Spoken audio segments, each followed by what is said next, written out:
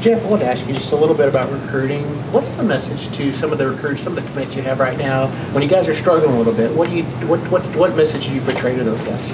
Yeah, staying the course and knowing that there's a plan, and understanding that, again, leadership, not going to flinch, and continuing to believe in the plan, and understanding that we're going to get there and be where we need to be. How much right now do you know the needs of your football program, of your offense right now, compared easily to what you had last year when you came in? Yeah, I mean, it's completely different just from the standpoint of understanding exactly what we have now, being 9 games into this thing. Going through a spring, going through a summer, going through 9 football games. You know exactly where we're at from a roster standpoint, and what those things are to make sure that we're getting done through recruiting. One more question, if you don't mind. 23, 24, is it just a balance of keeping those 23 guys intact versus attacking 24 and getting that jump start? How do you balance that at this time of year? Yeah, it's constant. That's normal. That goes with exactly what we're doing right now, and that's year to year. So that really hadn't changed much from that standpoint, recruiting all those classes. Yeah. Jeff, I know we asked you about the specific 4th down choice on Saturday, but more broadly, I want to ask you about just the way that the thinking has evolved in when you go for it, how often you go for it, things like that. How have you seen it change in college football since you've been a part of it, and how has your personal feelings or philosophy changed since you've become a coach? Yeah, I think it's changed quite a bit. Obviously, the analytics piece of it, and using analytics throughout a game, and understanding what conversions on 4th downs can do for you throughout the flow of a game, and how it can affect the end. And so just with that understanding and that information, I think guys are a lot more aggressive than they've ever been, a lot more calculated than it's ever been from that standpoint. So for us, the 4th down that we don't convert, that at the end of the day, man, that's going to create confidence or not create confidence to be able to go for them. And so we've got to convert. That's a play that that was a big one, and at the end of it, again, I think it affects us not going for it later on in the game. How do you balance that, what the analytics tell you, versus just sort of that gut feeling and the way the game's flowing? And again, I think a bunch of that is how Coach V feels about it. We've got to do a great job of converting, so it creates confidence for him to say, all right, let's go for this thing. Hey, you're 4 downs here, whatever it is. So that's our job offensively, is to convert in those situations so that you have an opportunity to go do it again. Sticking with that, how has your relationship with the analytics end of it kind of evolved over the years from when it first got introduced, and you've really been in this as it's taken shape? Well, there's just constant information, and there's constant situational football that you're able to, hopefully learn lessons, Monday through Friday that normally maybe you weren't able to, because you just weren't able to have all the information that you have now. And so I think that's a huge part of it when you're talking about situational football. I mean, he's been a guy, seemingly you guys just find ways to get the ball in his hands and make him that playmaker.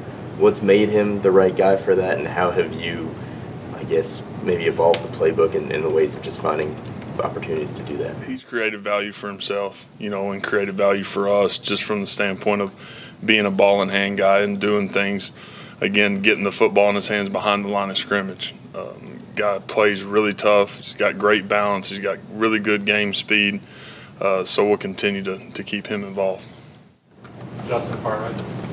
Hey Jeff, appreciate your time. You guys have a pair of 1-possession losses this season. I'm sure there's a lot that goes into winning 50-50 games, but just curious to know, what do you think is the most defining trait of a team that's able to continuously find ways to win those toss-up games? I think it's taking care of the football. Not putting yourself in a hole, being able to play from ahead and not having to play from behind. I think that's a huge part of it. And then taking advantage of every opportunity that you get. The 4 drives in the second half. Our first drive, we go through and out. A really bad drive there. And then on the 3rd drive, had, a real chance to go get points. We have the false start, and then we end up punting right there on 4th and 3 and don't convert. So you got to take advantage of opportunities. It's performance-based business, and you got to make plays and find ways to convert. James? Jeff, on the 3 interceptions that Dylan threw, all were tipped in some way. What did you see on all those throws, and should he have made those throws? Or what did you think about him? How he did throw those balls? Yeah, the first one we went back, just had a chance to get it out of our hand a little earlier on to the field side, and then the second throw was an absolute incredible ball. Frustrated by that one with the outcome, but he threw just a great ball. B. Will gets his right hand on it, wasn't able to get his left one up, and then the third one, going through it and talking through it, Dylan hadn't done that all year. He has not put the ball in harm's way, and he did there, and he knows that, and we want that one back. As far as your offensive line in the game, you talked about the 4th and 1 that you didn't get. In that game, that's a pretty good defensive line. How did you feel like at the end that unit played overall? We played good up front. Played really good up front. We dented those guys, played physical, played hard. Still, here we are Monday at lunch, said it right after the game. The most frustrating part is there was so much good on tape, but you don't get to enjoy that because of all the other things. And we got to play better, and we got to play to win. But big boys played good. Jeff, 31 touches for Eric Gray Saturday. What's it been like just to see him take his game to that next level? He's been a stud, man. He's been so consistent on and off the field. His daily routine, how much time he spends in the building. Again, since we've been here, Eric's been a pro. Proud of him. He's had a bunch of production because of what he's put into it. Going to need him to have go have a big one on Saturday too. Jeff, you mentioned Dylan's interceptions there. Obviously, he had just one interception coming into the game. Had done a good job taking care of the ball all season. What does the bounce back process kind of look like following an uncharacteristic 3 interception game? How involved are you with him getting him back, or do you kind of have to trust him to bounce back? No, I'm definitely involved, but Dylan's played a lot of ball. And again, you go back and you watch the tape, and the third pick was, again, something that we want back. He has not put the ball in harm's way, but the first 2 really goes off a guy's shoulder pad and hits the guy right in the gut, and that's part of stepping in the arena. And then again, the second one was a great ball. Couldn't have thrown it any better. So there's just frustration in the outcomes, and he's a guy, again, that's played a lot of ball, and he'll be ready to go play his butt off. Well, I mentioned Eric Gray, obviously, the 8 catches. Is that something, that dimension of him, it seemed like Dylan found him in some short yardage throws. Is that something that, can really be there moving forward too? Absolutely. A lot of that was what we were getting defensively. Felt like that was going to be the case. And EG did a great job making some of those plays and pitching and catching and creating some big first downs for us. Hoover, back left. Yeah. Jeff, I know what you said about the 2 tip balls, but do you have to, as the quarterback's coach or coordinator, whatever, you have to kind of approach Dylan a little bit, maybe trying to repair his confidence, make sure he's not getting down on himself or anything like that? Yeah, just through meetings and talking and constant discussion since Saturday when we got off the field. Obviously, I think everybody's aware of our relationship, how much trust and confidence I have in him. I think it's likewise, and he's a guy that's played a ton of ball.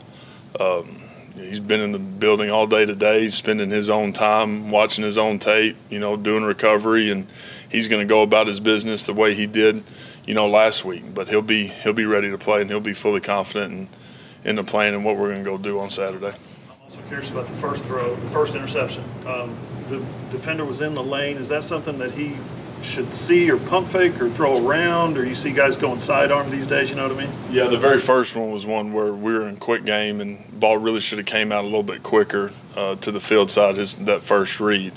The outcome of the play was very frustrating, obviously. Part of it was because we were late, and the other part of it was guy tips it and guy makes a good play on the ball while it's in the air. Second row missing you. Jeff, you got 2 straight games without Javonte now. How much do you feel like you've missed him broadly, but also I feel like maybe in some short yardage situations? Yeah, we're ready to have him back. We need to get him back. He's feeling good, doing good, so we'll see how he progresses this week, but need him back. Jeff, you went back to that mass substitution there in the first half. What do you continue to see from some of those looks, and how has that I guess, through the last 2 games, helping some of those younger guys? Yeah, just again, those guys have done a good job. They've worked themselves into trying to create a role for themselves. They've done a good job when they've gotten on the field. So just looking to continue to give them more and give them opportunities to go execute.